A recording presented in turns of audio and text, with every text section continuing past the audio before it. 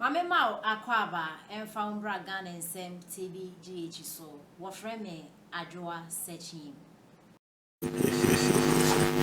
Amamuo anya strong leader asemo I drink policies are work. Now who is a strong leader? Any day strong leader no anything. Strong leader no any day. Ebi na obi otimi di atem. Any strong leader. Na no Kevin Taylor asemi ba ya. Yes ya contemptuous statement ni ama ni bail. Enkrofo cite case any example ni TSS ija Kevin Taylor no. Ana can Japan statement in cite. Na God o can strong leader na me feel say ka dey akom say you know. President dey two no say you know. Obeka so a weak leader. Yeah, no, yeah, Obeka so a weak leader. Say why you weak to the sense of vice president or ban in take you. Yes, Obeka so a weak leader. You know there, you know not you, and no swear. Say who the you? See, see a weak leader there. And them hammer is very weak because say you see a two is very mabo. No man penino. The minister say we no say be sua ma mintimi mu ma request say intimi dia ma me vice or your ba into your hell man so kosi say recover and no so be can say because per the analysis now man say weak leader yem fa sa tu no nto ho that who is a weak leader leader you be a odwin o man ho ansa na wadwin no oh me de kwaku mesre bim emwa enema with the who support no obetimi aye no on the opportunity na who da Roma Ghana for nti me obetimi abetena se abo first the support ni din sa abrawo mo ni opponent krampo din especially abra opponent ne me attack o make wasem you to be radio o make wasem mo just say mo to din and the hard you say enipa according to records Dr. Bamianya almost 42%. Most of the TV radio so and when you 38 and when you 38 and the zone when you na o feeling I just say almost winning back normal police station be ni na yan drop kwaku about to dey be you first day is August me you I can 5 months near kwato aba na you we are wumpo you rally around one person be rally around that you fall off but will you be happy say nipa wo support na obi tin kra na radio so TV so to mpanifo di emwa yenyai emwa enya ade ebo akra koka emwa o hwe normal bia o fa Dr. Mahmoud Bawumia wakọ elections onya asan for onya 41.7 me pa cho o te say ni 8 years no waye deal bia ye bobo ni di what is say the governance time any assistance or the ma nanado obi ebeka say oni ni deal and one farmer no and 13 obi there be any innovations ngwa na yehu ye hwe baby or the president vice president akosi hwe senior ade we see ye tragedy we see ye hwe senior we page no mu hwe de waye baby awakoko why not stop it o candidate semonko ba wonim eya ye ka me pese ye hwe from this angle the otra de no enye na fe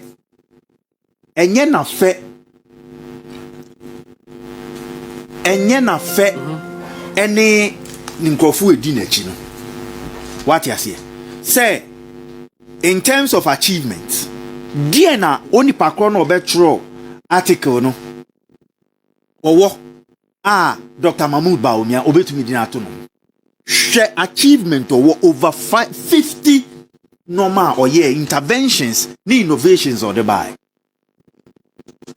nipa na wudi na chi no enye aban a ka oye hwan what you see hwe nkrofo edi Dr. Mahmoud Bawumia hwe the achievement hwe no more maye koka me in fact I don't even want to look at achievement. It's a simple saying. Go on. Last election, Pato, when the NPP for lose NPP for lose election mainly because NPP supporters and Kotwaba. No, Ebufuaba. Ode team ba NPP supporters and Kotwaba. Now within NPP supporters no, omo Kotwaba no, ba umianya 65%. Kennedy Prime Minister Kennedy enya 36%. Yes. But kwasi kwatin say Bawumia doesn't deserve a second chance because oko main election no onya 42%, prior 42% and 41.7%. Yes. It will deserve it, so it man a second chance. Yes. Now Honorable Kennedy Japan primaries no onya 36% no.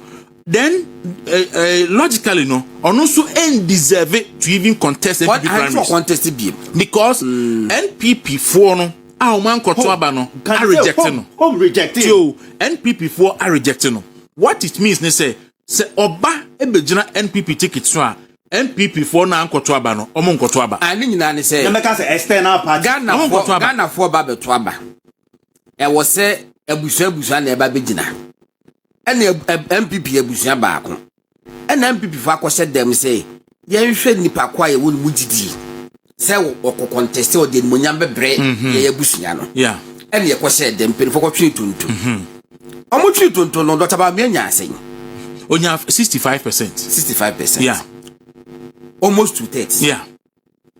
And Fred is already Japan. And 36%. Enti between Dr. Baumia and all of Japan, Ebusua MPP no. One more mujidi. Ebusua say can Baumia no person modeneko. Enti if Baumia ain't deserve a second chance nationally. And one deserves to contest e wo fie mpo biemu. Na kan sie bi baso ensawia kan sie. Na Krono baako suma delegation say omonfa tie odi tie krono baako esuma delegation say omonfa yekobɔ mamane say omo challenge no modem omo so mpɛ so omo ne omo si ensawia kansi no omo agi atum enti delegation na ekɔ no omo ye mienu omo du ni emo makonwa ene bi so omo kwan so no bɔ mamane na before so company fia before se bi so akwan so no ye horo na ase enti omo de ensa apotashi gallon baako bi si wo so omo de horo omo na ase omo mamane wie no na nipa mienu no awe ensa na wie ya le pro na ase and no bi so omo say na anyi bia na kansie no a e ba so no omo be si bia na no so de bi omo de omo ye junior officers kra seniors na very sasa da na si aka no omo ho Boblo rank for mpo we ye omo a mes ayi somankwafo mes Ghana ba ko no omo awe e di ahohoro na ase aha e ho ana mo kra so fa ko mo say omo mo sa so omo win fight na no enti we no simple as that. Okay kwa kuhwa ade bi Dennis Miracles Abwaje statement now the Babonte no. Me call paragraph 4 was saying Baumia strength versus your candidate's gimmicks. Dr. Baumia is the most prepared, formidable, winnable candidate. Intelligent, assertive with high emotional intelligence. Unifier with respect for all. Incorruptible with high integrity. Obasi no. Or say your candidate is and now or call the candidate